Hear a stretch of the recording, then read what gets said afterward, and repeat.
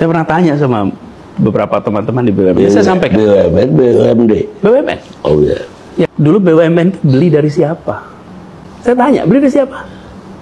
Hampir semua tidak beli. Hampir semua itu adalah milik perusahaan Belanda. Perusahaan Belanda dinasionalisasi, kemudian asetnya dicatat, pindah menjadi catatan milik BUMN. Sekarang pertanyaan berikutnya, Belanda beli dari siapa tanah itu? Belanda beli dari warga Betawi?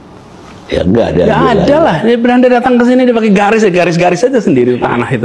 Ini miliknya Belanda. Nah, apa gunanya merdeka ketika tanah itu tidak bisa kembali dimiliki oleh rakyat kita? Benar juga. Coba, apa gunanya kita merdeka? Jadi saya sering sampaikan, jangan kita itu ketika melihat rakyat yang berada di tanah milik negara, lalu memandangnya seperti mereka itu bukan warga negara Indonesia, bukan bagian dari bangsa Indonesia. Kalau ini adalah bangsa lain yang menduduki tanah kita, itu soal lain. Tapi kalau ini adalah rakyat kita sendiri, yang mereka ingin hidup lebih baik, carilah jalan keluar yang memberikan kepada rakyat rasa kebahagiaan bahwa negara ini datang dengan kerahiman, datang dengan cinta kasih, datang dengan perasaan memiliki ini adalah rakyat kami. Bukan dipandang ini sebagai entitas. Ini harus ada kebijakan nasional bahwa tanah-tanah yang berada terutama di Jakarta, karena yang namanya perusahaan-perusahaan Belanda itu pusatnya dulu banyak di Jakarta. Ya, ya. Di sini banyak sekali tanah-tanah yang sebenarnya disebut sebagai tanah milik BUMN, tanah milik negara, yang sesungguhnya itu adalah tanah yang dikuasai oleh Belanda, yang sekarang ditempati oleh bangsa Indonesia yang barangkali kakeknya dulu ikut meninggal memerdekakan republik ini. Coba Bang, ini jadi saya ingin mengajak kita semua, jangan lihat persoalan ini semata-mata soal pencatatan aset di dalam buku laporan keuangan. Tapi ini adalah soal bagaimana negara hadir dan melindungi. Perintah pertama republik ini merdeka untuk apa? Melindungi setiap tumpah darah Indonesia. Pegang itu sebagai prinsip.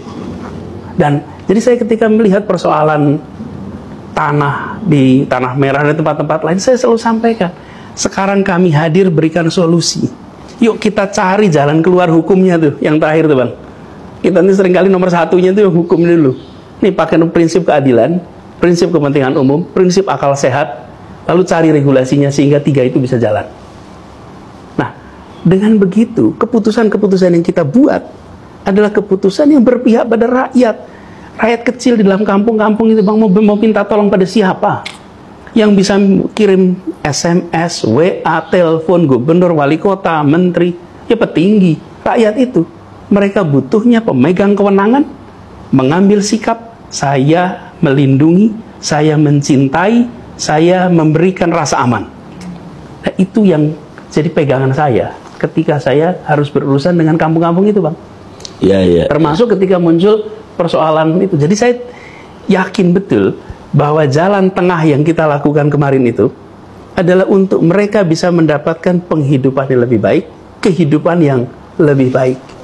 Dan saya mengharap pengelola aset-aset negara ini, mari pandang aset ini bukan sebagai barang yang kami beli. Ini adalah barang yang banyak warisan dari pemerintah kolonial. Saya ulang, pemerintah kolonial, penjajah, yang dicatatnya sebagai milik kita. Sekarang ketika rakyat ingin ikut menikmati juga, what's the problem? Carikan jalan keluar.